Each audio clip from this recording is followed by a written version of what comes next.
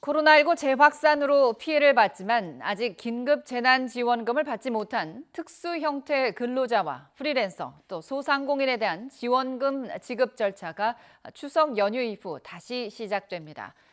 특수 형태 근로자에게는 150만 원, 중학생 가정에 15만 원, 또 법인 택시 기사들에게는 100만 원이 지원됩니다. 자세한 내용 취재기자 연결해서 알아보겠습니다. 백종규 기자.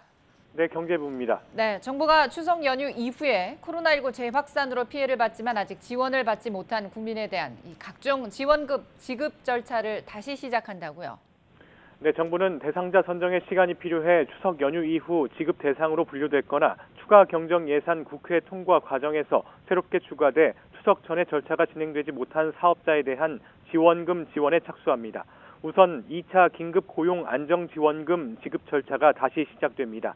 이번 지원금은 1차 지원금을 신청하지 않은 신규 신청자가 대상인데 코로나19가 재확산한 지난 8월 소득이 지난해 연평균이나 올해 6월에서 7월 가운데 한 달보다 25% 이상 감소한 사람 20만 명에게 150만 원을 지급합니다. 여기에는 특수 형태 근로자와 프리랜서가 포함됩니다. 지원 신청은 오는 12일부터 23일까지이며 지급 시점은 다음 달입니다. 취업에 어려움을 겪는 청년에게 50만 원의 청년 특별 구직 지원금을 지급하는 절차도 이번 달에 추가로 가동됩니다. 지급 대상은 올해 구직 프로그램에 참여한 14만 명으로 12일부터 24일까지 신청을 받아 다음 달 말까지 지급할 계획입니다. 강화된 사회적 거리두기로 영업에 어려움을 겪는 소상공인 대상 새희망 자금 일부도 추석 이후에 지급 절차가 진행됩니다. 행정 정보만으로 매출 확인이 어려운 특별 피해 업종 소상공인 등이 지급 대상인데 이들에 대한 지원금은 이번 달 안에 지급이 시작됩니다. 법인 택시기사 대상 지원금 100만 원도 이번 달 초 사업 공고가 나올 예정입니다.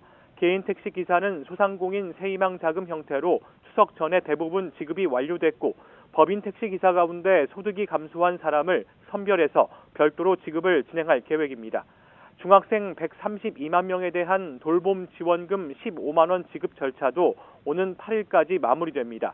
정부는 학교별 대상 인원을 파악하고 안내 절차를 걸쳐 이번 주 중에 중학생 돌봄 지원금 입금을 마무리할 방침입니다. 또 16만 명에 달하는 학교 밖 아동에 대해서도 교육지원청 신청과 접수 절차를 통해 이번 달 안에 지급을 완료할 예정입니다. 실직이나 휴업, 폐업 등에 따른 소득 감소로 생계가 곤란한 가구에 대한 긴급 생계지원금 100만 원 지급 절차는 이번 달 안에 온라인 신청 또는 현장 신청을 받아 자격 여부를 조사할 예정입니다. 지급 시점은 다음 달부터 오는 12월까지입니다.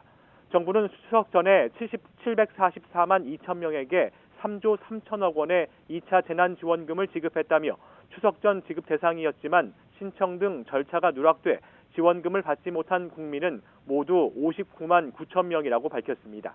지금까지 경제부에서 YTN 백종규입니다.